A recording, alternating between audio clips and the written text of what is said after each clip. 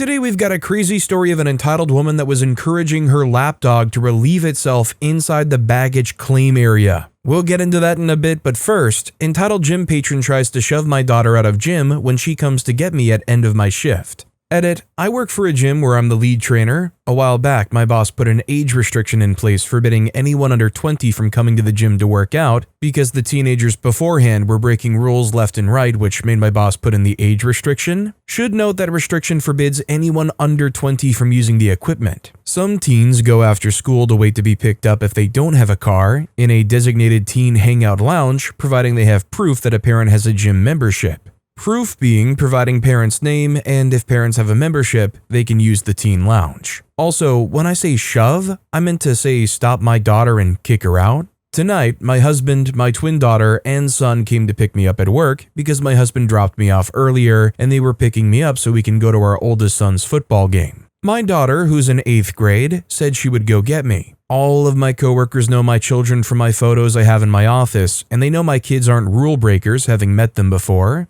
On her way to my office, my daughter spots me talking to someone I know when a gym patron finishes his workout and sees my daughter and then walks over to her. "Excuse me, kid, nobody under 20 is allowed here, you need to leave." My daughter says, "My mom's a trainer here, I'm just getting her for my dad. We're picking her up for my brother's football game."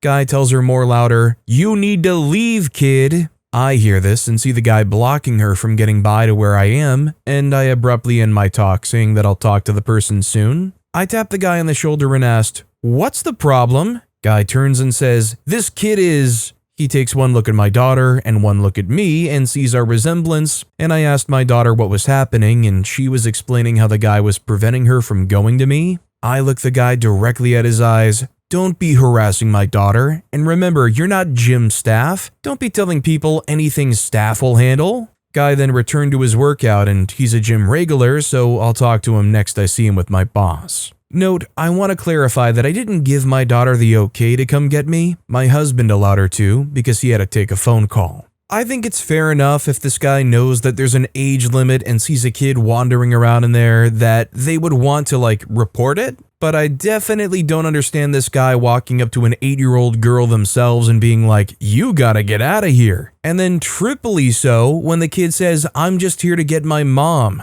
Does it not make anybody else want to rage out that this guy is like, "No, you gotta get out of here, kid. You can't be here. Forget getting your mom." Moonpie commented, "I'm the residential custodian at my gym. My 7-year-old son sometimes during the summer would have to come to work with me due to lack of childcare programs in my city. My son would sit in the main lobby where I cleaned with his snacks and my phone to watch movies while I worked. My son is painfully shy and also a huge stickler about following the rules. I let him know that he cannot run around, play on the equipment, and to let the people who come to work out do their thing uninterrupted. One day, a newer client took it upon himself to tell my son that he's not allowed in the gym, despite there being no age limit at mine, and tried to physically yank my son up from his shirt collar out of his seat. Another longtime client who knows me and my son sees this and immediately yells from his machine that he doesn't work here and to not touch my kid. My boss and I both come down the hallway cleaning the lockers to see what's happening, and at this point the longtime client is standing between the other guy and my son protectively. My boss ended up kicking out the new client and canceling his membership for physically grabbing my son, and it took me months to reassure my son he broke no rules, he did nothing wrong, and to not be completely terrified of me going to work because that scary guy might come back. Some people's entitlement and audacity go beyond what I can even fathom. And also, hi, I'm Steven, and if you guys enjoy crazy stories of entitled people, why not hit those like and subscribe buttons down below? That said, our next story is, customer tried to scan my badge for a discount, then said I assaulted her. I work part-time at the Big Red store, front end and carts, pay is meh. Yesterday, a lady pushes a mountain cart to my lane. Total later, $286.43. She spots my lanyard and goes, "Hey sweetie, scan your employee discount for me. Okay, we're all struggling." I say it's only for employee use or household. Sorry. She reaches over the counter and literally grabs my badge by the clip, shoves the barcode at the reader. It beeped angry. I take it back, not rough, just took it, and she snaps, "Don't touch me, you just did." People are staring, my cheeks burning and my hands shaky. Manager and loss prevention walk up. We go to the tiny camera room that smells like dust toner. Video shows her hand on my stuff, clear as day. She starts to cry, stop, cry again, asks for a gift card and says I ruined her kid's birthday. Manager prints a trespass notice. She claims she'll call corporate and get me fired. Later, loss prevention says she called saying that I promised 20% off of a microwave for $29.99. Corporate closed it. I bought a $1.09 soda with my own 10% and went home tired. So, did OP just have an extraordinarily bad day in exchange here? Or during your tenure at Target, does everybody just experience somebody that's so entitled like that? Like, just be real with me in the comments. If I'm out there struggling and I gotta pick up a second job as a cashier, am I gonna have a Karen walk through that's gonna yank on my lanyard to try to get my 10% employee discount? I genuinely want to know. Crazy Ghost 323 commented, had something similar happen to me, but it was an employee that forcefully gave a discount to a customer I was ringing up. She just walked by and said, hey,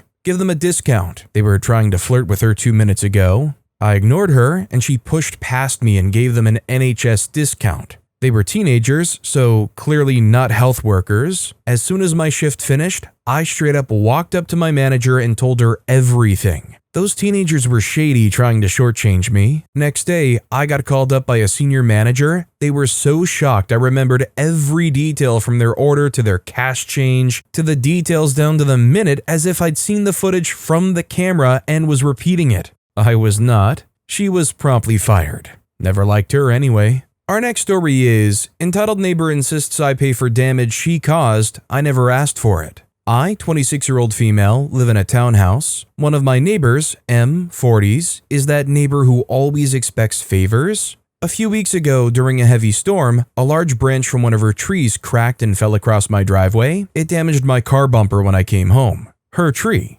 I called her. She agreed the branch was from her tree. She said that she would cover the repair. But the next day, she changed her tune. She claimed the wind was unusually strong, not her fault, and insisted my insurance should handle it. Then asked me to pay her compensation for lost potential value of the tree. She claimed it was ornamental, worth money and aesthetic value. At first, I was stunned. She expects me to pay her because her tree is damaged? She says I'm responsible for cleanup afterward. I'm flabbergasted by her sense of entitlement. I don't want to fight, but I also don't want to be exploited. I've asked around. Legally, the tree owner is generally responsible for damage caused by their tree to a neighbor, but she's making noise in the homeowners group saying that I'm trying to bully her, cost her reputation, etc. What do I do here? Stand firm and possibly risk escalating hostility, or give ground and accept some costs to avoid drama? I mean, if it were up to me, I would want to be standing my ground, even if it comes at an own personal cost.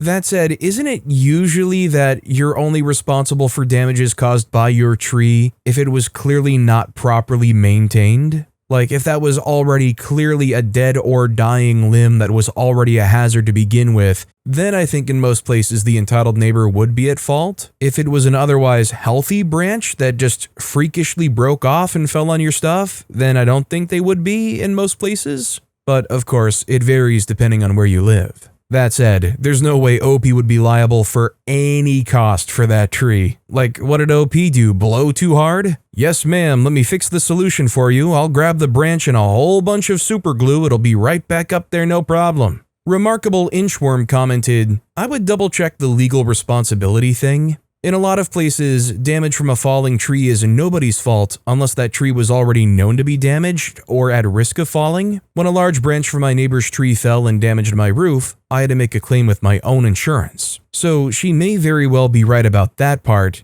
As for you being responsible for damage to her tree, she's out of her gourd. Our next story is 55 plus community. This happened a few years ago. My parents sold their home and moved into a 55-plus manufactured home community, bought the home but still pay the $700 lot fee. They downsized from 1.5 acres, too much house and land with no kids around to help anymore. My brother and I both moved out of state for work. Great community, indoor pool, gym, library, 150-plus community rec room with industrial kitchen, etc. My mom was showing me around, opened door to gym, which is actually quite large. I was impressed, but considering they have an indoor pool, I shouldn't have been. One person only in a huge room full of equipment. Lady was on the rowing machine. Mom commented to me, "Oh, I'd like to make friends with her." Mom likes to do things like that. For a 74-year-old, hard to find others that enjoy the same workout. That's it. Walking out to get my dad from the library, the lady confronted us.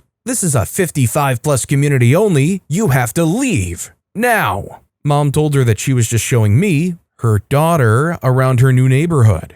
We weren't using the facilities. The lady rudely said, "I don't care. She doesn't belong here. Get out," as she pushed me out of the door physically. I'm like, what the heck? Mom's a pleaser, so she asked me to please wait outside while she got my 80-year-old dad from the library. I was 54 and 11 months. Update to this, as this happened about 5 years ago, lady has since left the community, forcefully by law. Land lease wasn't renewed. Apparently she ticked off a lot of people. House was for sale for over a year before it finally sold. Let me know in the comments if I'm wrong, but don't most 55-plus communities allow somebody to stay with that 55-plus person? Basically, in most 55-plus communities, if OP was staying with their mom, wouldn't they have been allowed to be there? Would they just prevent access to the facilities? Alice003 commented, "Some people hit 55-plus and just unlock a new level of miserable. Like, congrats, you're old and mean. Go sit in the sauna and chill." Graybeard commented, "My wife worked at a city-run senior citizen center when we first married. While most of the members were great, she would have rare conflicts with members that were like this. I reminded her that just because someone is old doesn't mean they were ever nice.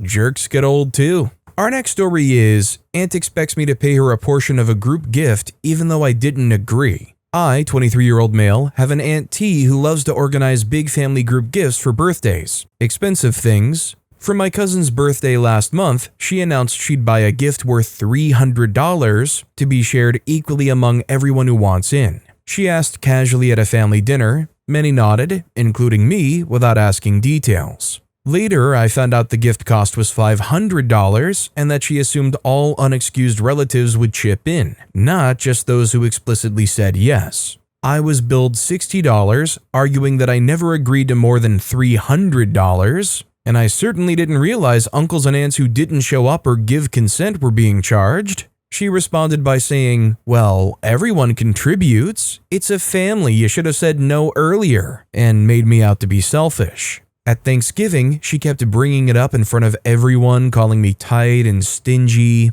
I feel bullied, pressured, and embarrassed. Should I just pay to avoid drama, or push back and risk family tension? Look, I'm sorry to OP, but if OP pushes back on this and more family members give them grief, OP's family's broken to begin with. I mean, if I were OP, I would say, show me in writing where I ever agreed to pay a portion of a $500 gift. You can't. Instead of trying to bully and call your family members stingy, why not focus more on the fact that you wrote a check that you can't even cash? Isfaming Native commented, "Who elected her president of the family? Who gave her plenary authority? When was the election held?" Those are the questions to bring up at future family gatherings. Who decided she owed you money? Another juicy question. Maybe you ought to be president and own her money. What would she say to that? You could decide to just bill her whatever the heck you wanted for anything you wanted. Our next story is, former partner who quit halfway now wants a share of the profits because they had the idea too. A while back, I started a company with someone I considered a friend. We agreed to work and invest together, but halfway through, they completely backed out. No money, no effort, no input at all. I decided to push on alone almost 3 years and eventually managed to stabilize the company after years of hard work. Now that things are finally doing well, this person suddenly reached out demanding a share of the profits, saying their reasoning, they claim they shared the idea too and have something to do with my success. It's frustrating because they weren't there during the struggle, didn't invest a single coin, and now expect a payout just because the business idea once came up in conversation. Some people really do vanish when it's time to build, and then show up only when it's time to collect. You know, I may not have retained a whole lot from my schooling days, but one thing I definitely learned and was taught was you can't patent an idea. You can't say to somebody, well, that was partly my idea, and ever get a dime from it. Maybe if they wrote it down on paper, signed it, and handed it off to OP, maybe there's something there. But you can't be like, this would be a great idea, and then one of those people from that conversation do all the work and make it happen, and then the other person shows up later like, so where's my cut? Exegi commented, oh, I personally know the story of one guy. He and other employees were left without a job after their employer closed the business. He suggested doing what they were used to do and create a company, just to take the empty niche, getting all the customers of the former employer. Everyone rejected, but he created his company, risking some of his family's money, but was successful, and in the course of 1 year hired all of his former coworkers.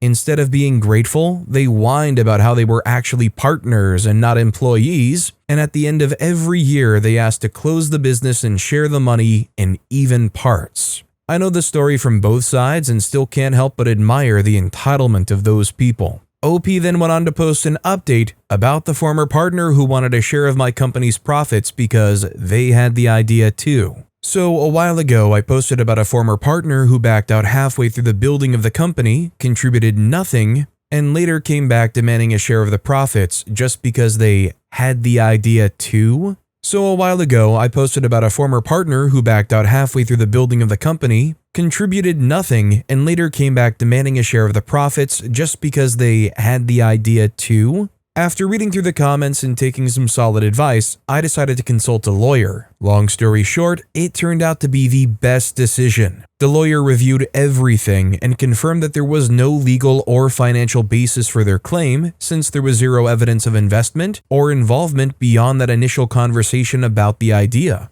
A restraining order was issued to prevent them from coming within 200 meters of the company premises, and I was advised not to pay them a single cent. Legally, they had no standing, just entitlement. It's unfortunate how some people feel ownership over your success when they weren't there for the grind, but this experience taught me a lot about documenting everything and keeping business separate from friendship. Thank you for your input and advice. So yeah, pretty much about how I thought it was going to go. You can't patent an idea. You can't just chat something out into thin air to a friend, and if the friend runs off and does that exact thing, say that it was somehow your original IP without you having created anything or contributed anything. Pointy Sticks commented, I laughed when I read your initial post. I've got a client that had a not quite similar but funny experience. An early investor decided to get out after a few years. His shares were purchased back by my client at the agreed upon valuations in the original purchase agreement. Both parties were happy and went their respective ways. Former shareholder came back a few years later after the company had grown and was doing very well. He felt that he should have gotten more for his shares based on the company's success after he left.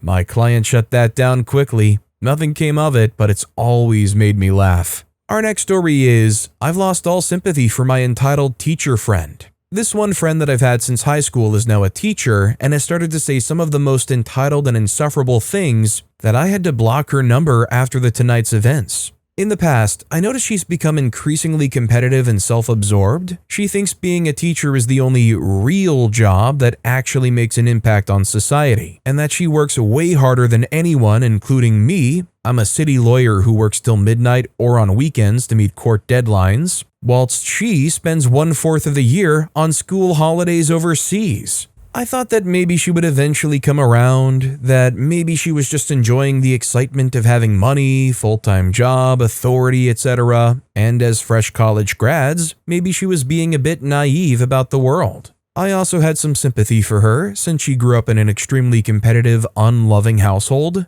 But no, tonight was where I drew the line. It was sociopathic level entitlement, and I can't believe I sat through it. Probably only thanks to the cocktails. Like, she spent a majority of the night belittling everyone, especially her teacher colleagues, and making completely uneducated, out-of-touch claims about non-teachers like myself, like assuming we don't do real work, or saying dumb stuff like, "So the work you do as a lawyer is pretty basic, right?" Excuse me, what planet are you living on? Showing zero empathy for people's struggles, even saying he or she probably deserved it, and then bragging about how much money she has, without giving an exact number, not that it matters anyway since she has a bad shopping addiction, proclaiming that she should have the same salary as doctors, lawyers, CEOs, etc., and then being a lousy friend to me by blanking me every time I update her about my own good news and successes in life. Not even a simple congrats.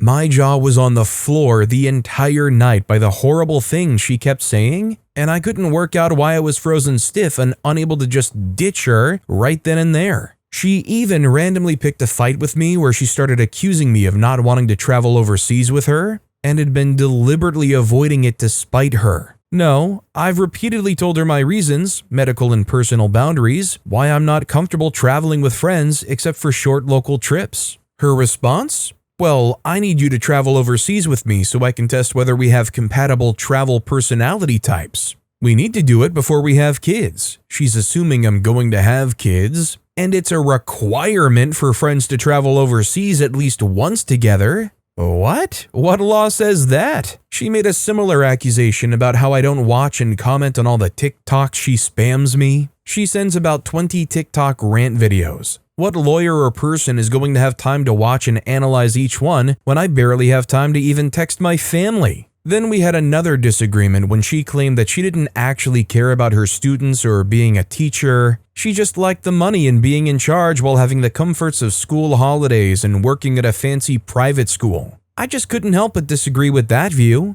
And then the additional entitlement of thinking she's allowed to waste my precious time and brain cells over this crap. I even asked her why she's saying the things she's saying, and her response was that I should just deal with it. Fine, then I'll deal with it by terminating this friendship. Thanks. I mean, if you need a redder flag to evaluate whether or not your friend is a good person or not, then a teacher leaning in and saying, you know what, I never even really cared about them kids anyways, I just like the money. I don't know what would be a redder flag. Well, I mean, you might be able to think of some, but I'm not going to talk about that on YouTube. Nervous Challenge 229 commented, she hates her job and is bullied by the kids she teaches. The other teachers hate her, and she's lost most if not all of her other friends. She's overcompensating by playing pretend because her shortcomings are all she has on her mind, and she's constantly trying to fight these thoughts. She wants to recruit you into agreeing with her because no one else will. She's too crazy and egotistical to admit she sucks as a teacher and person. Our next story is, close your curtains so I don't have a view into your home. Editing to add, Google tells me her window to mine is around 210 feet. We moved into a new build a few months ago. We just received a mailed letter from a house that's behind ours. Note that there's a wash and a road between us. I shall type it word for word. Dear neighbor, congratulations on your new home. I live across the way from you in Sunflower. Although our homes are not very close to each other, I can see directly into your home from my living room and backyard. I can clearly see you as you walk around your kitchen and even when you get things from your refrigerator. While I'm happy for new neighbors, I would prefer not to have a view into your home when I'm in my living room and backyard. For your privacy, you may want to consider some blinds or curtains.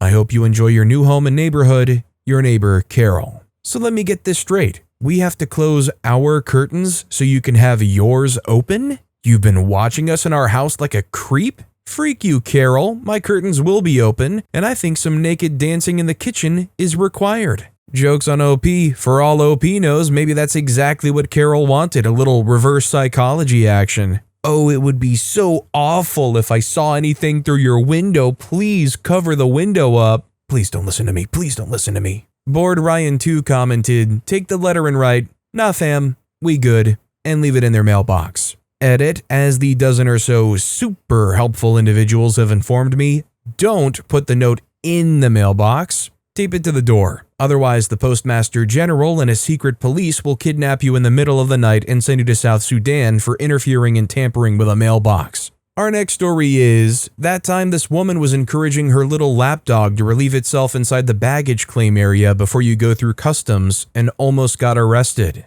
I just saw another post over in r/Delta, it kind of belongs over here, and it reminded me of the time I watched a woman walk her dog all around this football field-sized baggage claim area, encouraging it to drop a dookie the whole time. About a year ago, we went to Mexico to get my husband's dog. I had deliberately booked a direct flight from Mexico City to Chicago because the poor baby had to travel in the luggage compartment. I wanted to go up once, be in the air for 4 hours, come down once, and take her straight outside to pee. Especially because she had never flown before, and because we had to hand her over to the airline, sealed in her crate, 2.5 hours before our flight even boarded. But best laid plans and so on and so forth. The only flight that suited us timing and money-wise was on one of the budget Mexican airlines, which, if you've never done it before, I recommend. I low-key love flying on budget Mexican airlines. It's inexpensive as heck and kind of hilarious. They have ads on the baggage compartment covers, like you're on the subway or the bus, and everyone brings full meals with them because they charge you for even water. In my experience, everyone's in a good mood, but I won't repeat this particular flight because they had stuffed so many extra seats into that plane that it unexpectedly weighed too much and we had to make an unplanned stop in a northern Mexican city in order to refuel. So our flight that was supposed to get into Chicago around midnight ended up getting in around 3 a.m. We mostly got through immigration pretty quickly. We were the only flight landing at that time. My husband was traveling on advance parole, and I'm a US citizen, so they separated us at the border and I had to go wait in the baggage claim area by myself. Pretty much the whole plane load of people was waiting and waiting and waiting and so on, trapped in that weird liminal space between immigration and customs. I guess the baggage handlers have shift change at 3 a.m. or only 2 are on that late night shift. Because we waited at least 45 minutes before any bags came down the ramp, despite being the only flight landing at that hour, and even then, they came out in dribs and drabs and little spurts, like an old man with prostate problems trying to pee. I was off in the corner, waiting for them to bring our pup through the oversized baggage door, and here comes this woman with her itty-bitty dog. She was one of those ladies with epic nails and impeccable hair, even at 3:45 in the morning, and she had this little fluffball dog trotting along behind her on a bejeweled leash. There were signs all over the place saying that animals must remain in crates, but she had taken her little dog out and was hustling him all around, leading him to corners and likely targets like the rent-a-car rail, encouraging him to do his business. She spent a lot of time over where I and this other guy were waiting for oversized baggage and animals, probably because there were fewer people over there, but she looped the perimeter of the whole area 3 or 4 times. Finally, on her 4th or 5th pass, an airport security dude who looked like he was one coffee shy of a high blood pressure crisis came over and told her to put her dog back in the bag she was carrying. She started to explain to him that the flight had been so long and her little precious had to pee. He couldn't be expected to hold it for that long, and now it was the airport's fault that they were trapped, waiting for her bags, and she didn't want her little dog to suffer. Airport security told her to pack up the dog. She started to say how she couldn't possibly, her poor dog, so unfair, etc. Airport security pointed to one of the signs and again told her to pack up the dog. So she just huffed away from him, literally turned her back and walked away, leading her dog into corners and crevices and encouraging him to let it all out. I had nothing else to do and was happy not to worry so much about what was taking my husband so long, so I just watched as airport security went off towards the doors that lead toward customs and got another officer, this one with different insignia and handcuffs hanging from the back of his belt. They caught up with her when she was halfway across the baggage claim area. I could see her gesturing and shaking her head. I could hear her voice rise but not make out any words as she pointed at the dog and the empty ramp and luggage belt. Finally, the second security dude / law enforcement officer reached behind his back and brought out the handcuffs, at which point she bent over, scooped her dog into his bag, and appeared to meekly listen as they told her something else before finally going back to their usual posts. At this point, my dog and my husband were released from stupid border limbo almost simultaneously. Different doors though, so I lost track of her. But I'm sure, had she succeeded, she would have left her doggy dookie right in the middle of the floor for everyone to step on, just like the woman in that other post. Why do some people get so much leniency? Well, actually, I feel like I kind of know the answer, because it's the easiest thing to do. I don't think there's a security guard there that really wanted to lock up this lady and have to deal with figuring out what the heck to do with that little dog. I mean, it's a definite win that they finally got her to scoop that dog up into the bag and just be done with it, but still, they should have broken out those handcuffs and an even smaller, very cute set for the little dog too. Actually, you know what? I take that back. The dog was innocent. Silver Story 6503 commented, I flew overseas with a puppy once. I stopped at the ladies' room and put down a pee pad whenever we had a flight. It worked fine. The puppy was also smart enough to wait until it was outside to pee otherwise. Until we landed in Chicago with all the ice and snow, it decided the pooping should be done inside my minivan. I also used the pee pad system inside the airplane lav because 8 hours was just too long for the little guy. The flight attendant approved. But with that being said, that's all the time we have for today. Now, if you want to hear another absolutely crazy story of an entitled person, check out that video on the left. Or if you missed my latest video, check out that video on the right. That said, I'll see you all next time with some more stories.